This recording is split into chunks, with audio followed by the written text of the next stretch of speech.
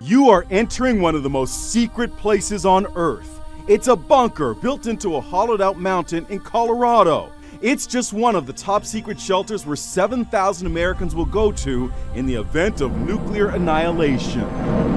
The government built more than 100 of these bunkers and relocation facilities around the country. There's no room for families. Wives, children not included. The plans to get a small number of government officials out of Washington, out of major cities, and into these bunkers around the country. And it doesn't include families. Garrett Graff is the author of the new book, Raven Rock, the U.S. government's secret plan to save itself while the rest of us die. The title comes from this place, Raven Rock Mountain, a super secret bunker in Pennsylvania where Pentagon brass will relocate in a nuclear war. How do you get on this list? And who's on it? Well, so the list includes your high-ranking government officials, your cabinet leaders, your congressional leadership, members of the Supreme Court, as well as, top aides, White House staff. Some people are on the elite list by accident. The bunker at Cheyenne Mountain in Colorado has its own Subway sandwich shop. If you just happen at the time of the apocalypse to be the person manning the cash register at the Subway, you're going to be the only fast food employee in America who survives the nuclear war. Another bunker is buried in Virginia at a place called Mount Weather. This is the Mount Weather facility about 60 miles west of Washington, D.C. And it looks like a typical secure government facility. It is surrounded by a chain link fence with a barbed wire at the top. And they don't like visitors. Okay. I need you on. For decades, another secret bunker was located beneath Greenbrier, a luxury resort in West Virginia. It's now a museum. Behind this 25-ton blast door was a shelter for 400 government officials who could live for 60 days in dorms like this one. The bunker system has been used only once, on 9/11. On 9/11, helicopters swooped in here to the Capitol and evacuated the congressional leadership as well as officials from across Washington out into these mountain bunkers around the country. Let's hope they're never needed again. Driving south to Colorado Springs, it looms in the distance. One of the most famous military bases in the world, Cheyenne Mountain. 1 mile inside the granite, 2,000 feet down from the top, it is a giant command and control center that has kept America safe for 50 years. Inside the mountain are 15 2- and 3-story buildings. They are freestanding but connected by hallways and ramps. There is also a service area to keep the complex running. And even reservoirs, yes, underground lakes. You get inside by driving through a 2-mile tunnel. And when you get to the middle, you see the doors. The 2 famous blast doors that have kept the facility safe when they're closed. The door to this building weighs 25 tons and runs on hydraulics.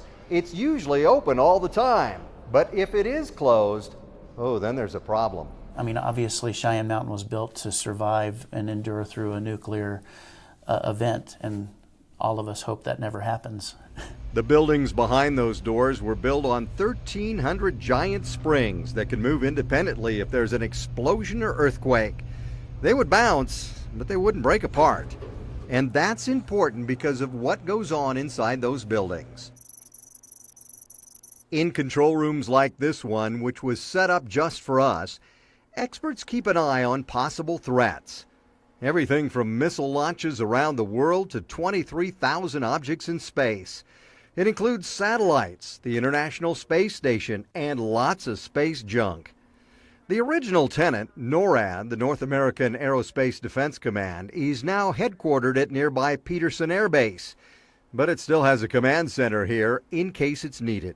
On the day that you hope never happens, the worst day in American history, their plan would be to come up here and operate out of here so that they would have that survivability capability. As you can imagine, security for the control rooms is pretty tight. Our security escort said he can't even get inside them. I can only fantasize about what goes on in there. Maybe a lot, maybe little, but whatever it is obviously important. So, in the buildings underground, there are other facilities for the 300 to 400 workers. There's a cafeteria, appropriately named the Granite Inn. As everybody knows, it's not easy protecting the country when you're hungry. Thank you. There's an exercise and weight room because you can't just go work out at the 24-hour fitness during your break. All right.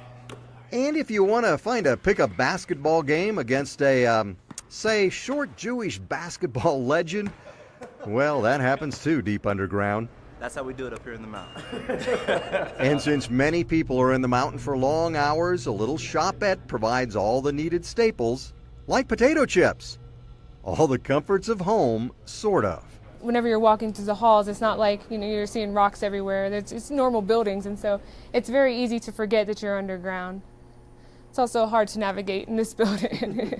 You get lost a lot? Yeah, I get lost a lot, so. To keep this all going, there are miles of pipes, cables, valves, and thousands of rock bolts to make sure the granite's stable. As far as I've known, nobody has gotten hurt from loose rocks falling out and hit somebody in the head. The place runs on Colorado Springs electricity, but there are 6 giant generators to back up power in the case of an emergency.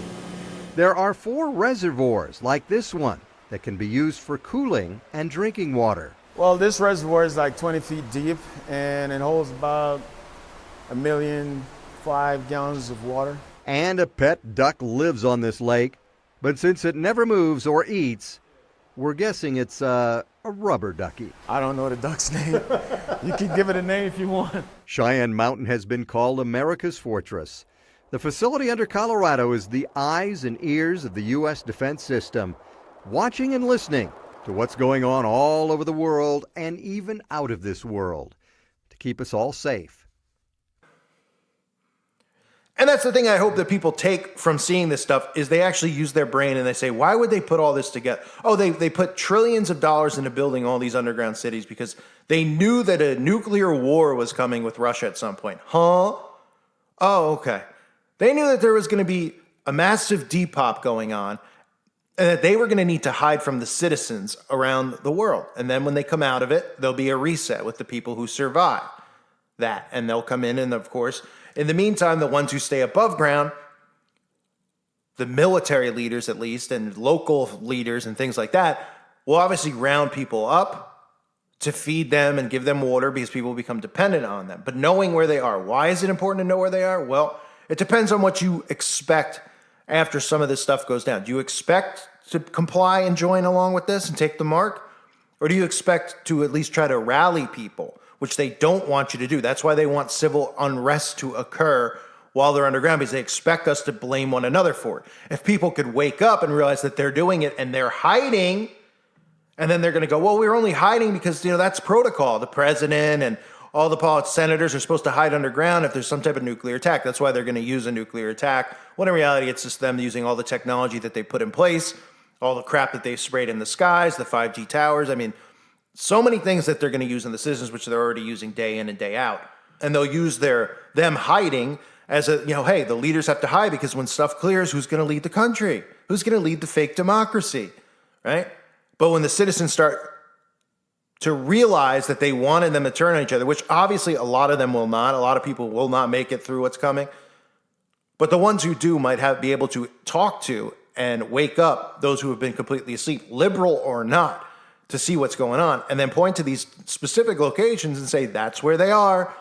Well, we're in Missouri, we're in Arkansas, those are the Ozark Mountains. Okay, let's scout it out. We have a map, and that's another thing that's important too in your go bag. If you're somebody out there as a prepper and you have a go bag and all that stuff, is to have a map, a physical map of whatever area you're going to be in. So wherever you are, you should always have a map of the area, because if everybody now, like they want you to do, relies on technology for a map, you rely on Google Maps and all that other crap.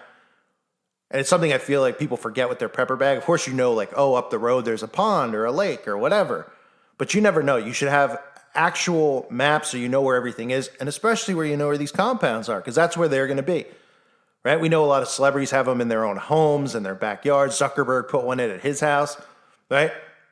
And people bet, if people aren't suspicious when the smoke clears after what they do, I don't know what to tell you. And I think that, what's unfortunately going to happen is people are going to be so beaten down and weakened that they're not even going to think like that. They're just going to be like, oh, well, they're rich and they did that, and please feed me, help me, and and they're going to be our friends and we're all on the same page. That kind of love unity crap, because they're going to be so worn out from everything that they're going to be put through.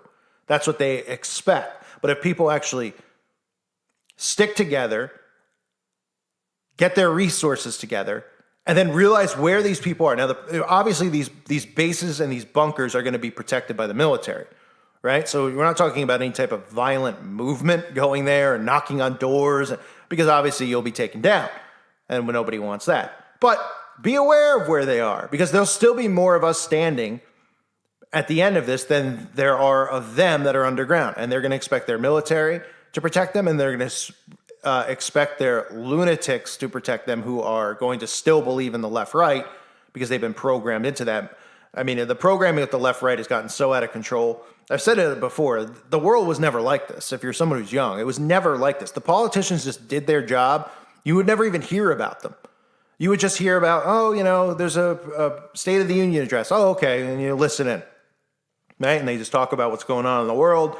They give you a bunch of bullcrap. Obviously, they spew nothing that's real anyway. But that would be it. It wouldn't be a part of your day-to-day life. Now politics consumes everyone's day-to-day life.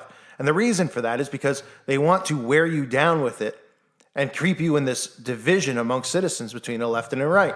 The Democratic Party was never like this. Now they're complete lunatics. They're and I'm not saying I'm not a right-wing person because I don't believe in the left-right.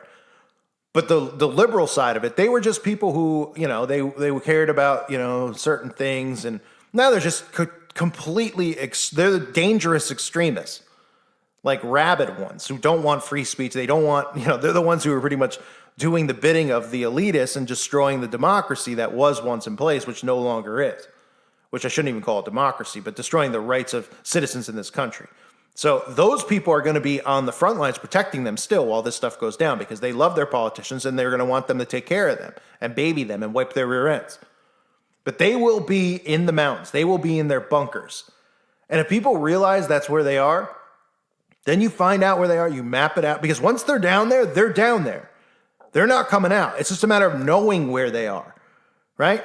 Because they're going to be they're going to be sitting ducks for the most part. They're going to be sitting in these specific spots, waiting it out. So they can't be under there and be like, oh, teleport me to Taiwan. Nope, sorry. You're under there. You're way down there. And you're going to have to come out at some point because you're going to run out of food and resources, even if you're stocked for 10 to 20 years. They're not going to want to stay down there for the rest of their lives because they have a plan in place and they have to, they have to go with that plan. So they sit there and they plan and plot all this stuff out, and they know how people are going to respond to it. That's why you have to think before you react, because they expect you to react a certain way. And if you strategically plan out what can be done to counteract their ridiculous plan, then something can be done. But if you just go along with it, and react without thinking, then you're going to fall right into what they want. That's why every time you hear something in the news, every time you see something going on, you can't react to it. You got to think it through. How do they want me to feel? Because everything is mind control. The left, the right, all of it. Doesn't make the television if they don't want to control you in a certain way and groom you in a certain way. That's why all these stories you hear constantly about, you hear stuff like, sports stories, fans throwing bottles and all this stuff. This is all stuff that they want people to hear about civil unrest and about behavior, because they want to control people's behavior. That's what this is about. Like I've been saying, right? It's about control, and controlling your behavior is a part of it. So anyway, I'm going off topic here, but when these people are down there, that is something that is to our advantage, because they're not going to be able to navigate out. There's only so many entrances and exits of these places. And if people are familiar with where they are and they surround these areas and just sit there and wait, well, that'll scare them to death.